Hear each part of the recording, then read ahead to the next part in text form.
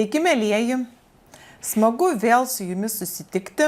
Labai laukiau šio susitikimo ir jį subrandino realūs susitikimai su tėveliais, vaikais, mokytojais. Ir tokie malonūs susidūrimai, kai paprastas pašnekesys tapdavo edukacinę minutę, kuri, tikiuosi, įsirėš tiek tėveliams, tiek mokytojams ir patiems vaikams visam likusiam gyvenimui. Koks svarbus kartais vienas laiku pasakytas žodis, kuris gali mus nukreipti ir paskatinti kurti kitokį santykį su savo vaikais. Ir šiandien kviečiu pasikalbėti aktualią temą tiek mokytojams, tiek tėvams, kaip suaugusiems sugerti vaiko pyktį, neatsakant savo pykčių. Tikriausia daugumai ši tema labai pažįstama ir kai pamatome ar susidurėme su vaiko pykčiu ir mums viduje užverda mūsų uraganai. Ir dėl to mes nesame blogi, tiesiog mes taip jaučiamės. Ir vaikas turi teisę jausti pyktį ar kitus stiprius jausmus, kuriuos jis išgyvena. Klausimas, kodėl vaiko pyktis mus taip išmuša iš vėžių? Ir tikriausiai ne vienas esame susidūrę su tokia situacija, kaip didžiuliame prekybos centre vaikas pargriūva, pradeda rėkti ir mes nežinom kaip elgtis, išmuša jų vaiko elgesys mus iš pusiausvyros ir dažnai nebegalim protu įvertinti, kaip mums tikslingai pasielgti. Lygiai taip pat gali nutikti ir mokytojams, kai vaikas pradeda rėkti, kažko reikalauti, rodyti nepasitenkinimą ir mokytojams užverda viduje audros uraganai. Ir čia apie tai, ką mums daryti ir kaip netapti dar viena audra ir neatsakyti vaikui tuo pačiu. Ir tas elgesys vaiko, jis yra toks, koks yra. Ir jis mums signalizuoja, kad vaikas viduje nesijaučia gerai. Jam yra sunku išbūti su savim. Ir kaip mum, kaip didesnę patirtį turintiems suaugusiem žmonėm išlikti ramiem. Ir kartais, kai situacija mus pačius liečia, yra sunku nurimti. Aš turėjau tokią paprastą kasdieninę situaciją, kuri ir paskatino šios dienos pašnekesį. Kai iš darželio viena mama pasiėmė savo sūnelį ir prieš tai aš kalbėjausi grupėje, mačiau, kaip jie gražiai elgėsi, kaip gražiai žaidė. Ir aš išeinu iš darželio ir matau, kad stovi berniukas nelaimingas, verkia prie mašinos ir mama po darbo pavargus ir viduje jau matau iškilęs uraganas. Ir aš einu ir žiūriu ir pasakau, pakviečiu jį vardu, sakau, matau, kad tu liūdi, kažkas čia tokio atsitiko. Ir mama pradeda aiškintis, teisintis, kažkaip paaiškina situaciją, kad jis nenorėjo autis batų ir norėjo, kad aš apaučiau, aš nepaviau ir dabar čia kilo toks įtampa. Tada aš atsitupiau vaiko lygyje ir sakau, paklausiau mamos, ar galiu vaiką apkabinti. Mama sutiko, tada paklausiau vaiko, ar nori, kad aš tave apkabinčiau. Jeigu nori, tai tu prie manęs prieik. Berniukas pribėgo, apsikabino, nurimo ir tada sakau, klausyk, ašgi šiandien mačiau, tu ir pats apsirengiai, tu pats aveisi batus, tugi viską moki. Jeigu dabar mama negalėjo tau padėti, tugi pats tai gali padaryti. Tu moki? Taip, moku. O dabar sakau, nubėk pas mamą, paprašyk, kad mama atsitūptų ir tu ją apkabink. Tikriausia, tu šiandien jos labai pasiilgai. Ir kai tu pasiilgai, tu nori, kad mama tave apkabintų ir tu nori apsikabinti mamą. Mama atsitupė, sūnus ją apkabino ir abu nurimo. Tada aš jau sakau, atsisveikinau, viso geriausio gražaus vakaro ir mama man padėkoju. Ačiū už tą situaciją. Ir aš mačiau mamos akise palengvėjimą ir tikriausia aš tą akimirką padovanojau mamai ir sūnui gražų vakarą, ramų vakarą ir tikiuosi, kad tai buvo įrankis ir žinutė mamai, kaip reikia tvarkytis su šia ar panašiomis situacijomis. Tai čia šiandien apie tai.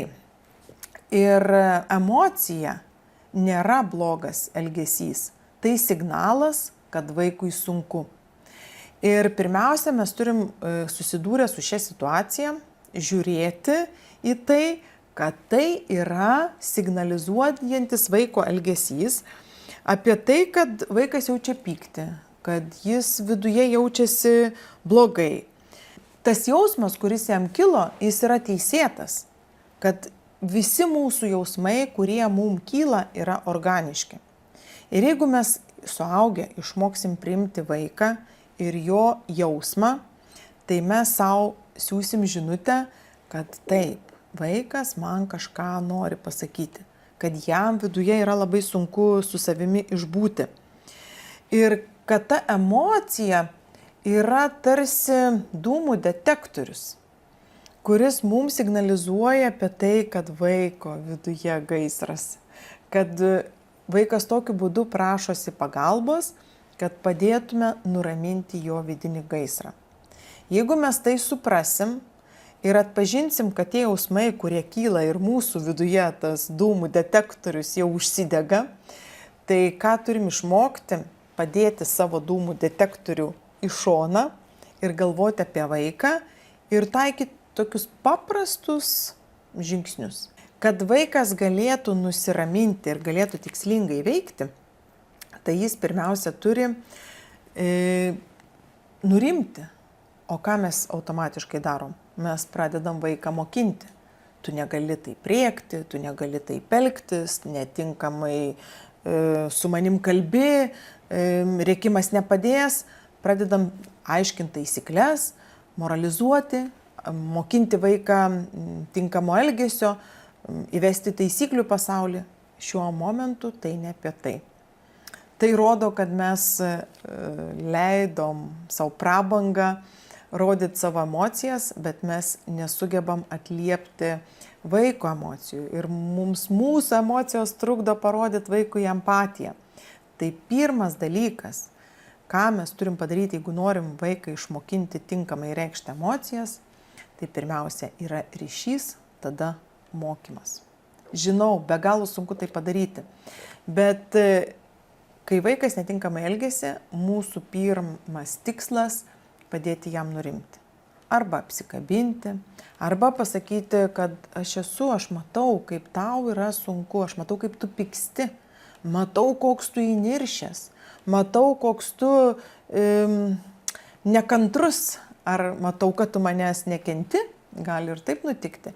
Ir visus jausmus vaikui leidžiam išgyventi, nes jie jam kilo organiškai. Kai emocijos yra labai stiprios, jos užblokuoja mūsų smegenis. Vat yra kumštis mūsų kaip smegenis ir aplink smegenis yra žievė. Kai emocijų apimtos smegenis, žievė išsijungia ir negali veikti, žievėje yra logika ir logika neveikia. Tada nuveikia emocijos, ima viršų ir logika ir mąstymas išsijungia. Ir tada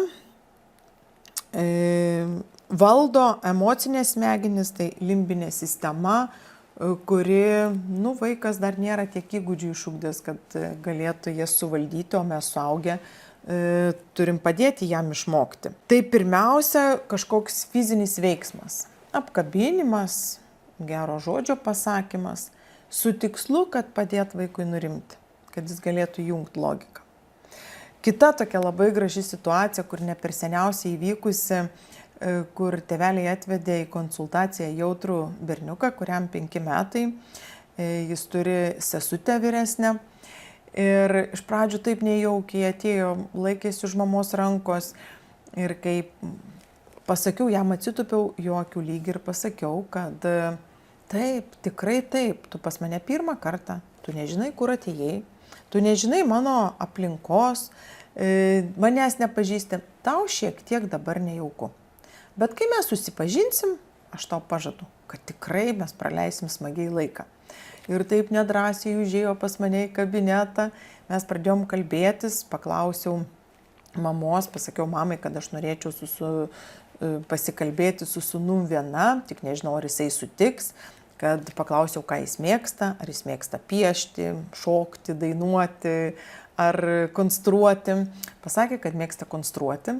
Tai tada aš išsitraukiau dėlionės, kaladėlės Lego ir pasirinko berniukas Lego kaladėlės. Aš turiu paruošus užduotis atitinkamas, sužaidybinu tas situacijas, buvo 3 variantai ir išsitraukė vieną iš jų ir buvo inžinerinis stalas ir mes konstravom tai, kas vaikui buvo įdomu ir per jo veiklą aš turėjau galimybę su juo pasikalbėti.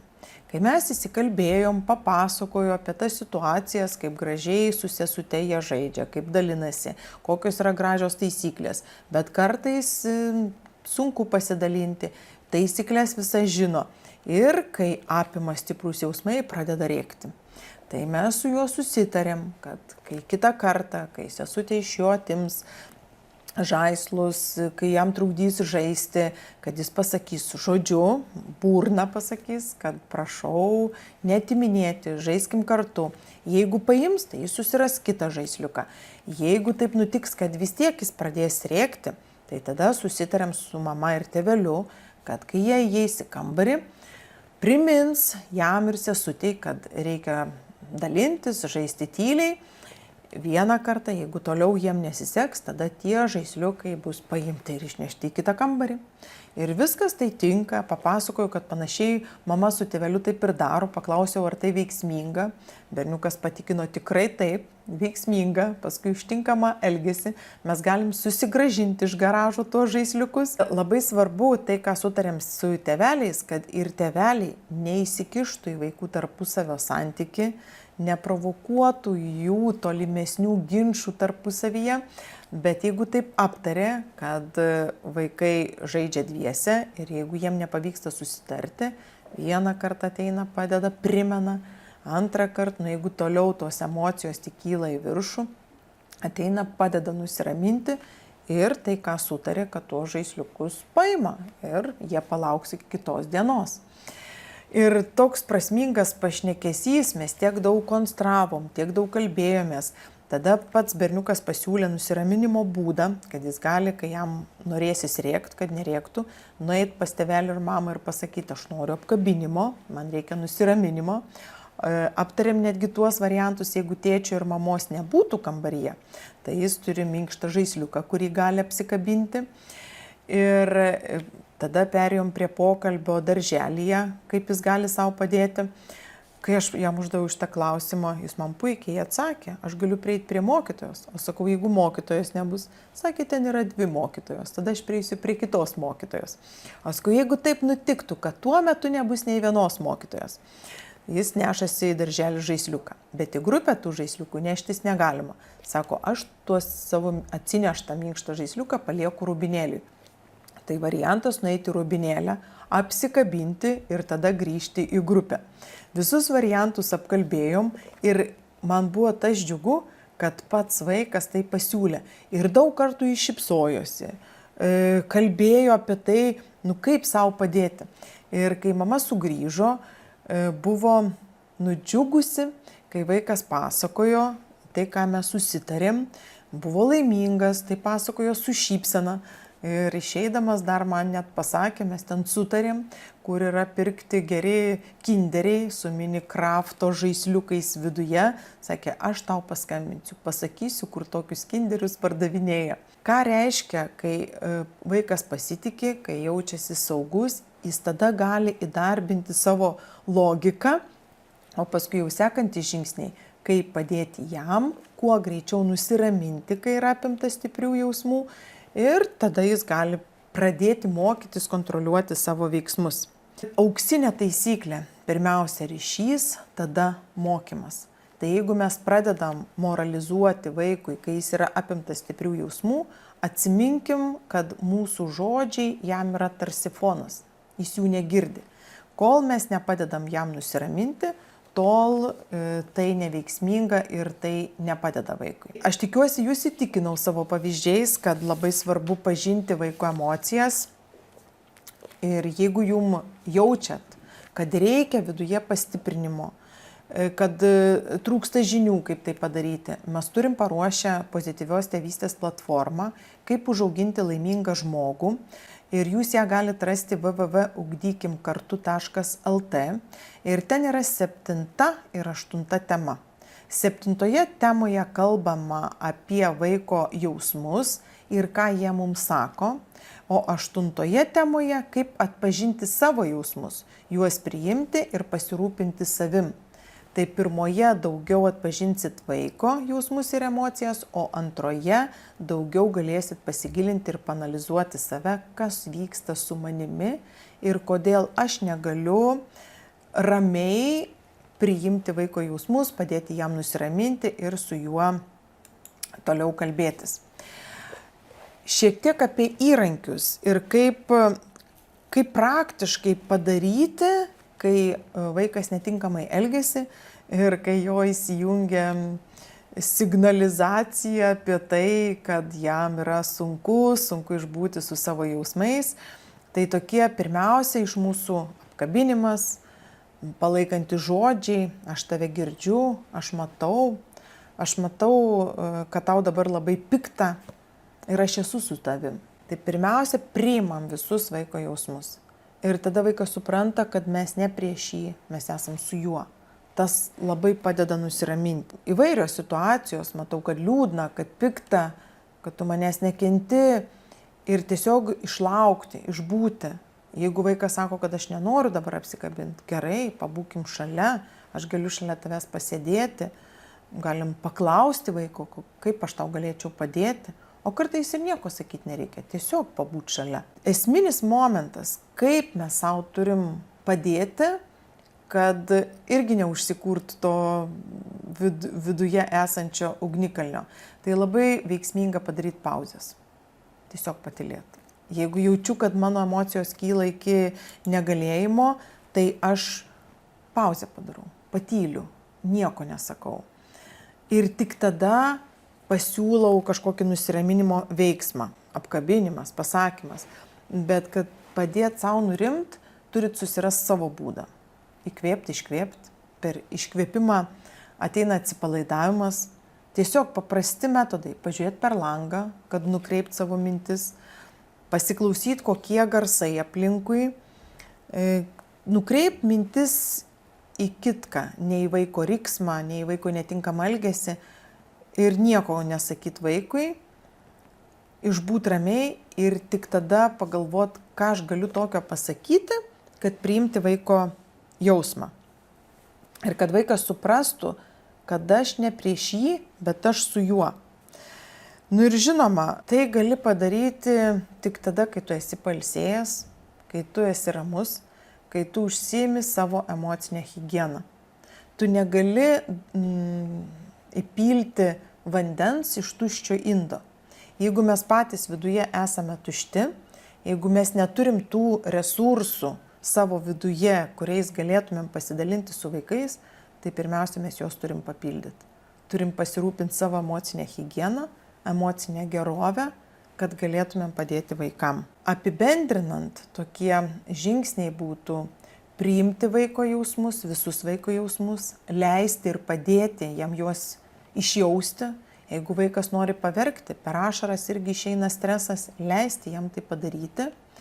Jeigu vaiko netinkamas elgesys auga, stiprėja, tai vadinasi mūsų automatinės reakcijos nepasiekė jo, jis negavo to žinutės, kad mes esam kartu su juo. Ir visus susitarimus palikti vėlesniam laikui, kai jau vaikas nurimsta. Kai priimam vaiko jausmą, kuriam ryšį. Apkabinimais, gerų žodžių, empatijos parodymu. Ir kai vaikas nurimsta, tada pereinam prie konkrečių frazių, susitarimų, ką mes toliau darom, kaip mes čia toliau gyvenam. Ir paprašysiu jūsų parašyti po šitos paskaitėlės, pašnekesio, seminaro, nežinau kaip pavadinsit, savo komentarus, kas veikia jūsų šeimoje, kokios frazės vaikam padeda nurimti. Aš tikiuosi sulaukti ne tik tėčių, mamų komentarų, bet tikiuosi sulaukti ir mokytojų komentarų, kokios konkrečios frazės jūsų namuose, grupėje, klasėje padeda nurimti vaikam, kai jie yra apimti stiprių jausmų. pavyzdžiui, kai jie stipriai pyksta. Kalbant apie vaikų jausmus ir apie savo jausmus, VŠI vaikų ugdymas nori jums padėti ir turim sukūrę savo įrankį Atpažink emocijas, kur rasite 14 jausmų korteles ir prie kiekvieno jausmo yra pridėti vaikų piešti piešinėliai, kuriuose jie atspindi savo emocijas. Labai geras įrankis smagiem vakaram, smagiam pasibuvimui kartu. Tai padeda pažinti vieniem kitus. Vaikai pasakodami apie tas situacijas atskleidžia, kaip jie jautėsi. Tėtis ir mama irgi pasidalina savo emocijom. Tai sustiprina mūsų tarpusavio ryšį. Šį žaidimą galite rasti mūsų puslapyje www.ugdykim.lt arba kitame puslapyje www.ugdykimkartu.lt.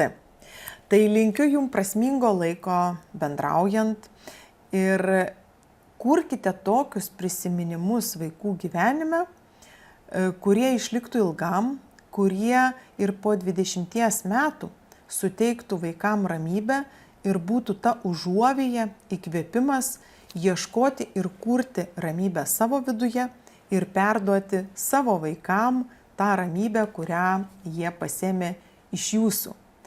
Tai nebūkime tuščiais indais, būkime pilni spalvingų emocijų ir mokėkime ramybę, šilumą, empatiją ir kitais jausmais, su kuriais yra lengva išbūti, kurie sukuria vidinę ramybę, perduoti ir savo vaikam. Iki kitų susitikimų. Tikiuosi, kad jūs parašysite po mūsų pašnekesių savo receptus, savo frazes, kurios veikia namuose, mokytojams, kurios veikia klasėje, kurios yra tos auksinės frazės, kurios padeda vaikams nusiraminti. Labai laukiu jūsų gerųjų patirčių receptų. Manau, jie taps įkvėpimu mums visiems toliau ieškoti žodžių, būdų, veiksmų, kurie padės susikurti vidinę ramybę ir gražius tarpusavio santykius. Iki kitų malonių.